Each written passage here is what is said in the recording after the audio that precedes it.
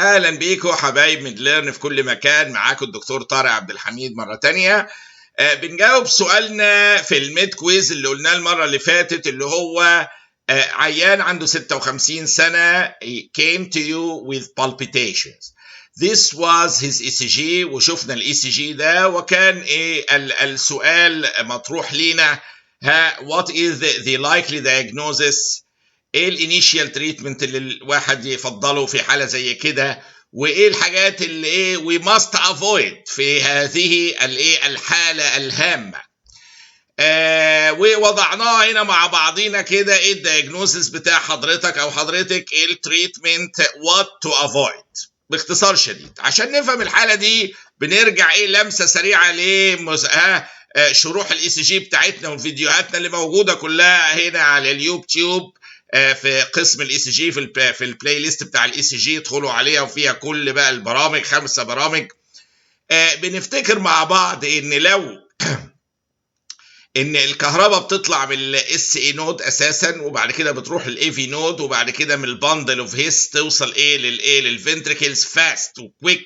فعشان كده اي سوبرا فنتريكولار تاكيكارديا بتروح معديه على الاي في نود وبينها على الباندل اوف هيس سريعا تكون عامله الكتريكال اكتيفيشن للفنتريكل ومخلصه الموضوع. فتلاقيها دايما نارو كده ورفيعه الحاجات اللي جايه من الاتريا لانها بتعدي على الاي في نود او الاريثميا اللي جايه من فوق، بتعدي على الاي في نود، الباندل اوف هيس بتخلص الموضوع بسرعه جدا في كهرباء الفنتريكل.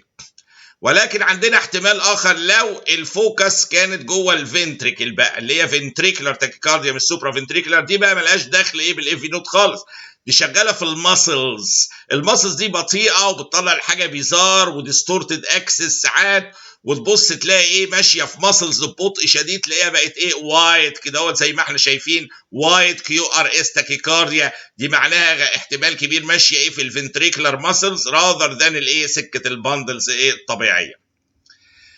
طب في احتمالات اخرى لو لقيناها وايد، في احتمال مهم جدا ان هو يكون عيان عنده وولف باركنسون وايت سيندروم او اكسسوري باندل. ده ايه بقى؟ الكهرباء فوق هنا مثلا الاريثميا مش بتعدي على الاي في نود كله، بس بتيجي تبصي الكهرباء وصلت للباندل دهيت، وصلت للفنتريكل على طول، باي باسنج الديلي بتاع الاي في نود، تبص تلاقي بقى فيه ويف كده وفيها نوتش صغيره كده اللي بيسموها الدلتا ويف، وتكمل كيو ار اس بتبقى وايد، لان في واحده عدت من خلال الاي في نود، واحده تانية جت فبتوسعها شويه، بتلاقيها وايد كيو ار اس تاكيكارديا بالمنظر ده. قارنوها السوبرا فنتريكولار وانتوا تحسوا ان دي وايد بسبب موضوع النوتش دي الدلتا ويف اللي هي جايه من الاكسسوري باندل الكوندكتيفيتي فيه للكهرباء هنا ده جميل. يبقى انا عندي اللي هي السوبرا فنتريكولار دي بتبقى رفيعه، وعندي احتمالات الوايد، يا اما فنتريكولار جايه من تحت هنا، يا اما سوبرا فنتريكولار تاكيكارديا واضحه، ومعاها وولف باركنسون وايت سيندروم او اكسسوري باندل.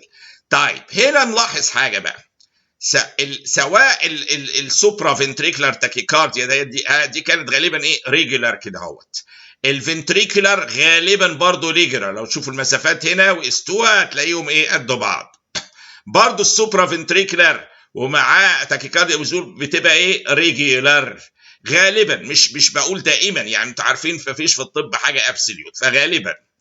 لكن في حاله بقى معينه كده اللي هي اي اف يكون فوق ومعاه وولف باركنسون وايت سندروم، الكهرباء هتتوصل من خلال الاي في نوت بارشلي، ومن خلال دي فتعملي الوايت برضو كيو ار اس كومبلكسز، لانها وفيها دلتا ويف ساعات بتبقى باينه ساعات لا، لكن بتبقى وايت في الحاله دي لو الاريزميا فوق اي اف، بس هتبقى irregular. شايفين دي المسافه دي غير دي غير دهيت خالص. نرجع فتبص تلاقي في الريت لو نقيسه هنلاقيه irregular. دي تفرق قوي قوي قوي قوي ان انا الاقيها irregular، دي معناها انها غالبا ما هياش فنتريكولار غالبا بتبقى ريجولار تاكيكارديا. عندي مثلا هنا دي شايفين شكلها، دي المسافات اللي تحت بالازرق ده كلها ريجولار وقد بعض، فدي فنتريكولار تاكيكارديا. ولكن عندي الحاله بتاعتنا اللي هي بتاع الكيس اللي بناخدها دلوقتي، لو هنيجي نشوف المسافات ما بين الويفز هنبص تلاقي انا جايب هنا بالاحمر كده، شايفين دي؟ وبعدين طولت ازاي هنا، وبعدين هنا دي اقصر شويه يعني او يعني اطول حتى، انا عامل يا جايب اللي في السهم ده حطه هنا، وشايفين ايه وصل لحد فين، فالمسافه هنا ايه اقصر ايه من دهيت، ويرجع تاني ايه مسافات ايه مختلفه.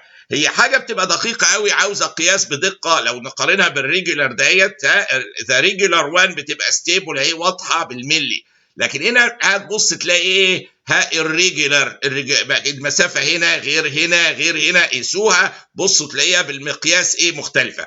في الحاله دي لازم افكر في احتمال اخر ايه حاصل، اللي هي تكون الاي اف دي الريجولار دي. بقى احتمال اللي يجي في بالي على طول ايه، انها تكون حاله AF with وولف باركنسون وايت سيندروم، اللي هي كوندكتيفيتي بره موسعاها، الابدورال باندل دي توسع، بتيجي ويف وراها الثانيه، فتبص تلاقيها اخذت مسافه اطول، ولكن المسافه ما بينهم تؤكد ان دي AF حاصله فوق. عشان كده في قاعده مشهوره جدا ما ننساهاش، كان في كتاب ماريوت للاي سي جي في الكارديولوجي، كان يقول لك ايه، ان اي وايت كيو ار اس تاكيكارديا سريعه قوي، يوجوالي الريت بتاع السوبر فنتريكولار بيبقى سريع قوي، بيصل ل 300 وكده، غير الفنتريكولار بتبقى في حدود ال 200، ولكن اذا كانت سريعه قوي ومعاها الريجولار تكون irregular، يعني خدوا بالكم الكلمه دي، we must consider او must be treated as AF with Wolff Parkinson White syndrome until proven otherwise.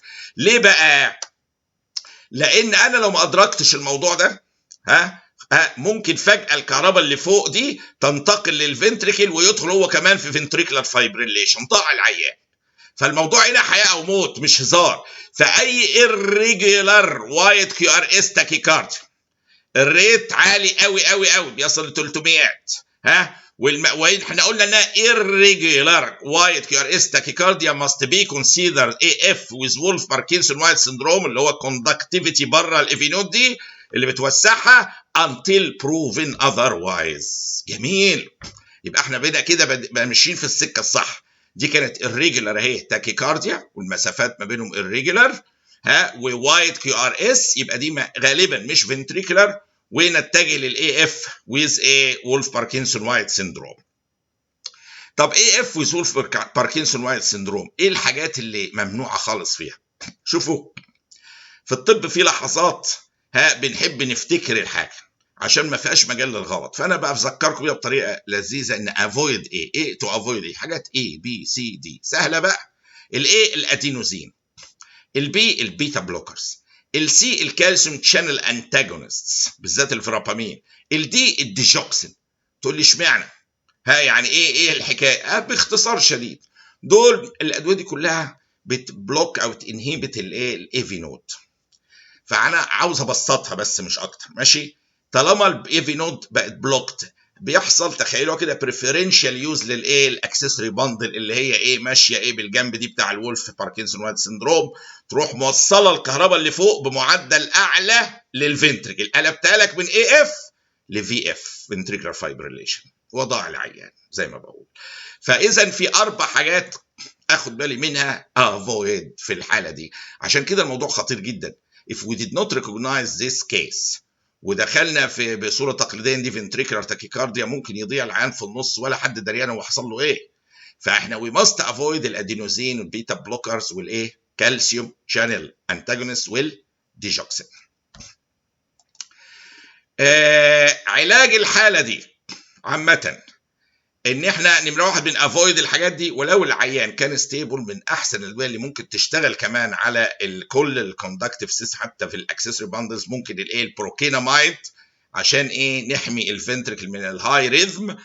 ولو كان ده لو ستيبل، لو ان ستيبل نعمل كارديو فيرجن، الكتريكال كارديو فيرجن. فباختصار شديد جدا الدايجنوزس، التريتمنت، وات تو افويد دايجنوزس AF with Wolff Parkinson White syndrome، التريتمنت بروكينامايد، وافويد ال4 حاجات A B C D. عاوزكم انتوا اللي تقولوها عشان ما تنسوهاش ابدا. خلاص كل واحد يقولها دلوقتي او يكتبها لي تحت يا ريت في الكومنتس. ماشي كده خلصت حالتنا، وبننبه سريعا جميع المشتركين الجمال عندنا واللي دايما بيسعدوني بتعليقاتهم الجميله.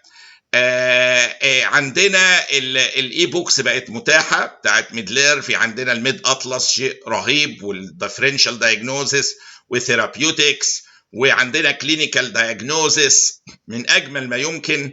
ادخلوا على midler.us وهتلاقوا الكتب دي، وانا هحط لكم اللينك للي عاوز يقتنيها. عندي برضو ECG، وعندي جميع فروع البطنه موجوده الكترونيك بوكس، اللي ذاكر فرع شيست نيورولوجي سايكاتري الى اخره عاوز يبقى مذكره معاه كده كPDF موجوده في اللينك اللي هنحطها تحت دلوقتي. وعندي ما ننساش ان السبسكريبشن لوحدها ان يبقى لونها رمادي كده، ده سبسكرايب ملهاش اي قيمه، بكررها اهو. اللي عاوز يجي له نوتيفيكيشنز لازم الجرس ده يبقى لونه اسود وحواليه شرطتين.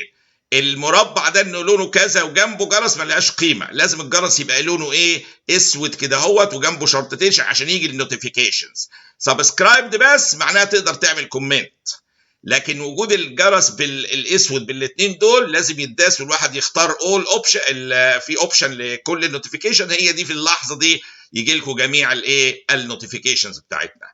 وراجعوا الحاله دي تاني، وتشرفت بتعليقاتكم، ويا ريت برضو دائما نكون على تواصل من خلال التعليقات الجميله بتاعتكم، وراجعوها تاني. حاله مهمه قوي فيها حياه بني ادمين، ناس ممكن تعيش وتموت على قرار بمنتهى البساطه مننا. فالى اللقاء قريبا مع موضوعات اخرى جديده باذن الله. شكرا جزيلا، باي باي.